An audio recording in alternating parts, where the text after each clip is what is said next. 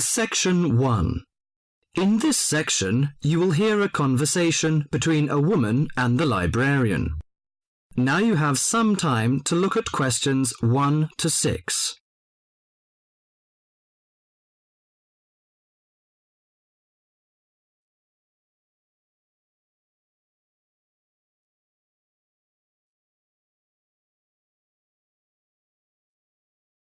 Now listen to the talk and answer the questions 1 to 6. Good morning. Good morning. Can I help you? Yes, I'd like to join the library. We're new to the district, you see. Certainly. Well, all we need is some sort of identification with your name and address on it. Oh dear. We just moved, you see, and everything has my old address. A driving license, perhaps? No, I don't drive. Your husband's would do. Yes, but his license will still have the old address on it. Perhaps you have a letter addressed to you at your new house. No, I'm afraid not. We've only been there a few days, you see, and no one's written to us yet. What about your bank book? That's just the same. Oh dear, and I did want to get some books out this weekend. We're going on holiday to relax after the move, you see, and I wanted to take something with me to read. Well, I'm sorry, but we can't possibly issue tickets without some form of identification. What about your passport? What? Oh, yes, how silly of me. I've just got a new one, and it does have our new address. I've just been to book our air ticket, so I have it on me. Well, that's all right. Your ticket will be ready soon. Okay, how many books am I allowed to take out? You can take 4 books out at a time, and you can also get 2 tickets to take out 3 magazines or periodicals. Newspapers, I'm afraid, can't be taken out. Oh, that's fine. Do you have a record library? Some libraries do, I know. Yes, we do. You have to pay a deposit of $5 in case you damage them, but that entitles you to take out 2 records at a time. That's good. Could you show me where your history and biography sections are, please? Yes, just over there to your right. If there's any particular book you want, you can look it up in the catalogue, which you'll find just around the corner. You can also find a touchscreen information service on level 2. Thank you. Oh, and how long am I allowed to keep the books for? Well, the normal loan period is 3 weeks, with 2 weeks extension. Oh dear. We're going away for 4 weeks. Can I renew them now? I'm afraid not. You must do that at the end of 3 weeks. I see. Thank you very much.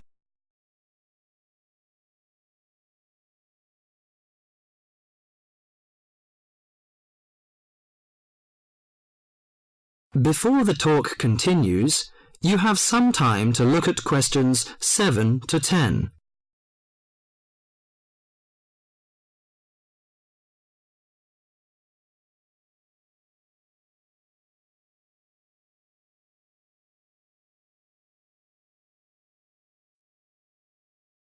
Now listen to the talk and answer the questions 7 to 10.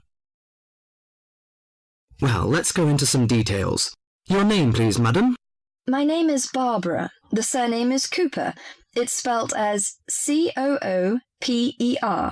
Fine. And what's your contact number? If we have new books coming, we can contact you in time. Good. You can call me on 723-6518, but it's better after 5 p.m. You know I have to work during the daytime. Do you need the office number? I don't think so. It's enough. Could you tell me the address? I lived in King Road, but of course you need my new address. It's 25 St. Mary Road, Hanwell. That's Hanwell. Is that right? Yes. Do you need the passport number? I just brought it with me. Here you are. Yes, thank you. The number of your passport is G5798-0942. OK, and your ticket is ready. The number is M930123. Thank you. Could I take a look around and check out some books? Of course, as you like. That is the end of section 1.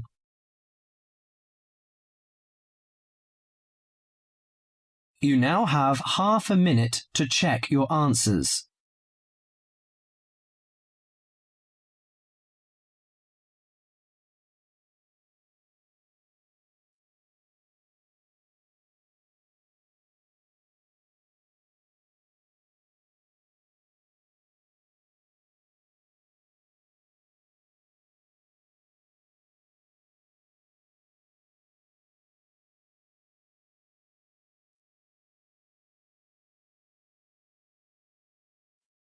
Section 2. In this section, you'll hear an introduction on cheese making.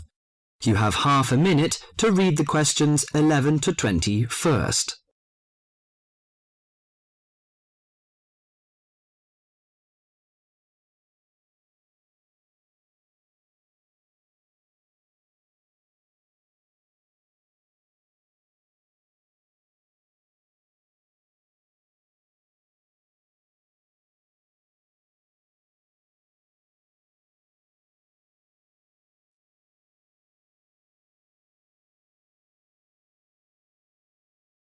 Now listen to the monologue carefully and answer questions 11 to 20.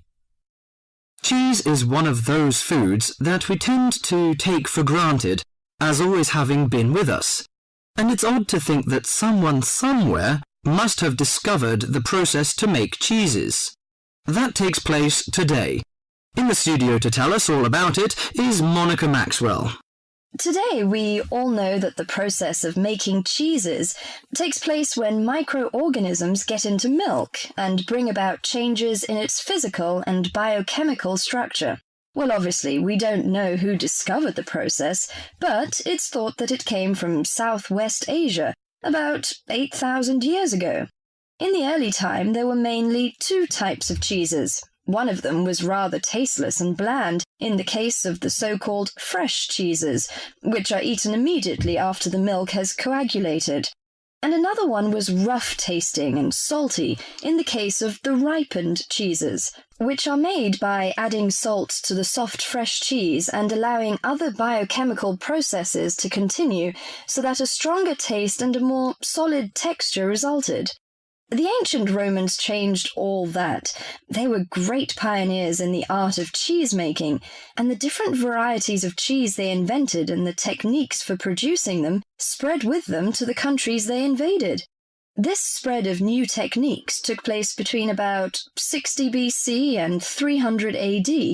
You can still trace their influence in the English word cheese, which comes ultimately from the Latin word Caseus, that's C-A-S-E-U-S. At this stage in history, people weren't aware in a scientific way of the role of different microorganisms and enzymes in producing different types of cheese, but they knew from experience that cheese's tastes were relevant to something. If you kept your milk or your pre-cheese mixture at a certain temperature or in a certain environment, things would turn out in a certain way. In the 19th century, with the increasing knowledge about microorganism, there came the next great step forward in cheese-making. Once it was known exactly which microorganism was involved in the different stages of producing a cheese, and how the presence of different microorganisms affected the taste, it was possible to introduce them deliberately and to industrialize the process. Nowadays, cheese is made on a large scale in factories, although the small producer working from his dairy farm continued to exist and still exists today. Cheesemaking moved very much into the world of technology and industrial processes, although because the aim is still to produce something that people like to eat, there's still an important role for human judgment. People still go round tasting the young cheese at different stages to see how it's getting on, and may add a bit of this or that to improve the final taste. Whatever the scale of production, there is still room for the development of art alongside the technology. That is the end of section 2.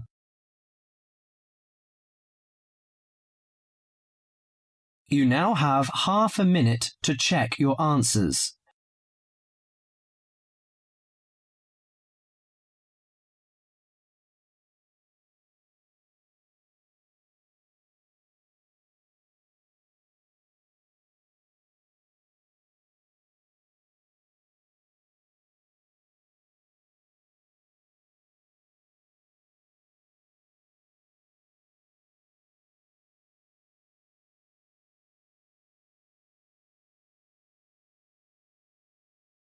Section 3.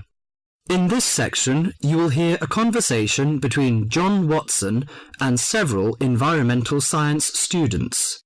Now you have half a minute to read the questions 21 to 30.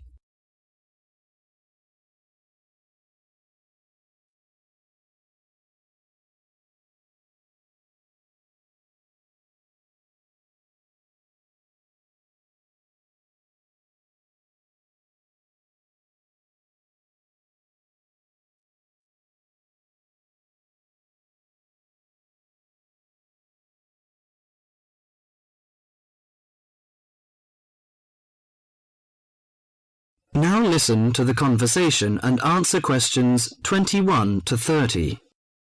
Good morning, everyone. I'd like to introduce our guest to you, John Watson. We're delighted to have John with us today to share his views on conservation. As environmental science students, I know you'll have a lot of questions.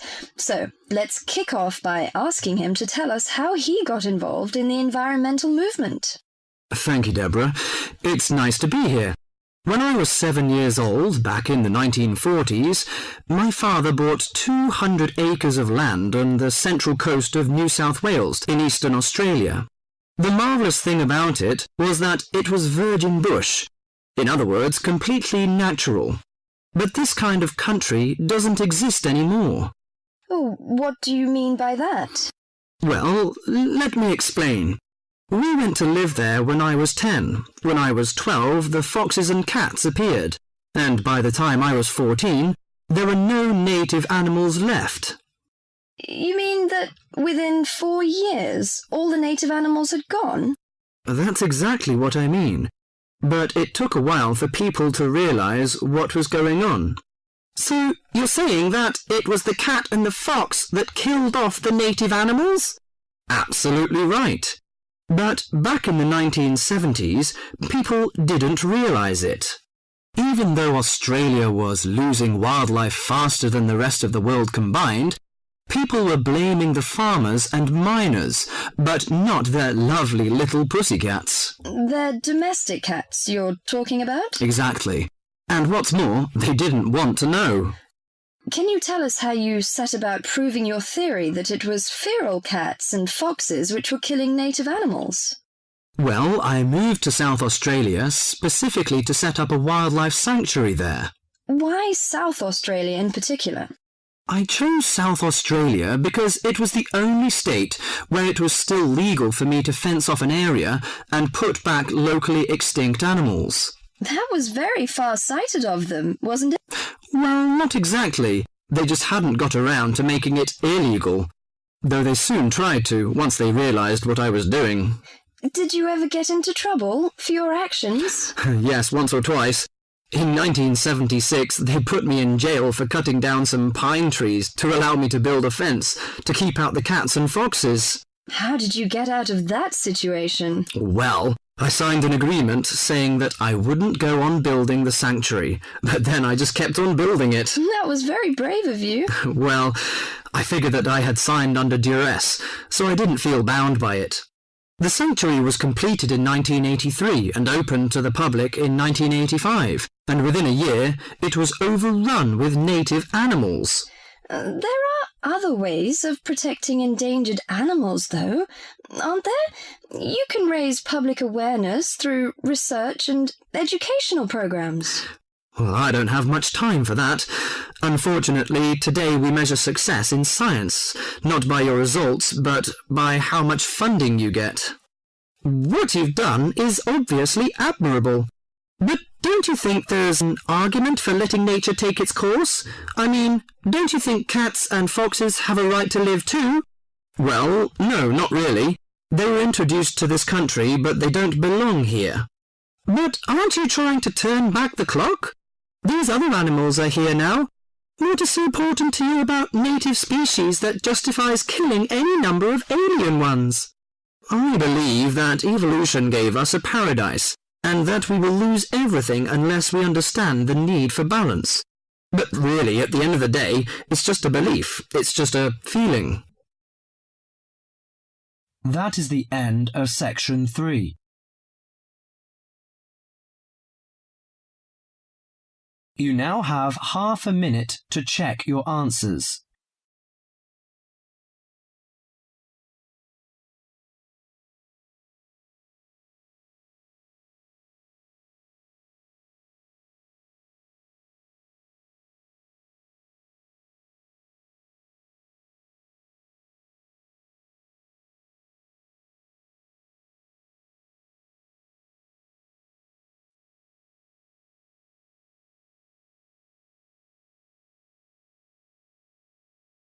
Section 4. In this section, you will hear a lecture on the research on teen brain. Now you have half a minute to read the questions 31 to 40.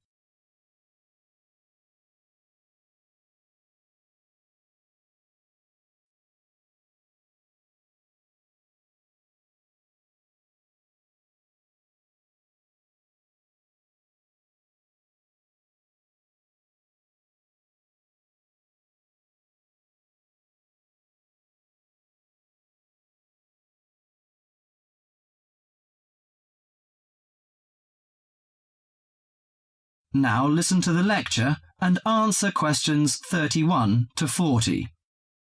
Today our guest is Joseph Parks, Medical Director for the Botany Department of Mental Health. He's going to give a lecture about the research on teenage brain. Good morning, everyone. Today I'm going to introduce the new research about adolescent mind, the teenage brain. How much do you know about that? Do you believe in brain scanning? Do you think we can judge whether a teen is normal or mentally ill? Or it's just another immature test? The new research shows a teen brain is in the middle of disordered changes. Those changes, scientists now believe, are so significant that they may reveal the mysteries of mental illness, explaining why some teens commit suicide, why others harm their classmates, and why some emerge later in life with mental disorders. The research looks forward to a day when teens could be tested for suicidal depression as easily as they are for heart disease.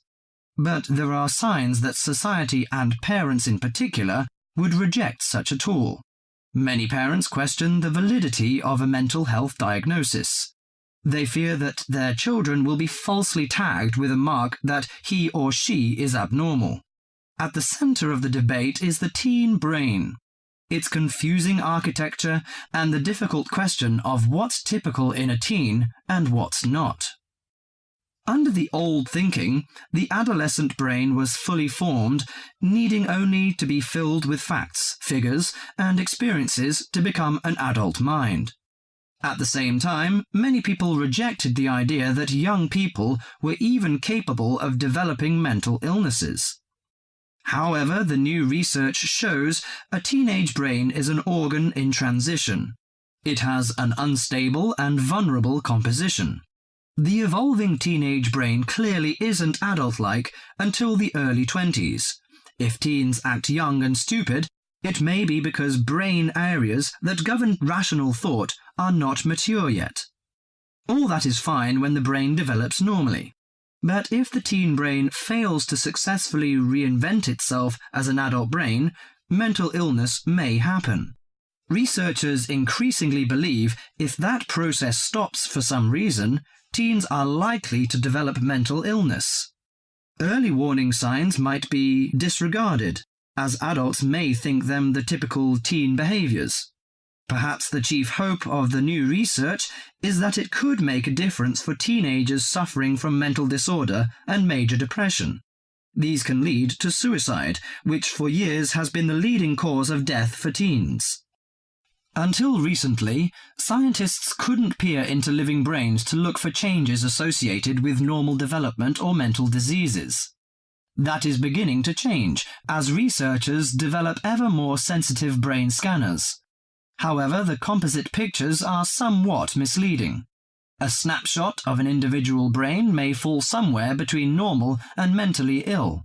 For now, psychiatrists and psychologists must still rely on interviews and observations of children's behavior to diagnose mental illness. That is the end of section 4.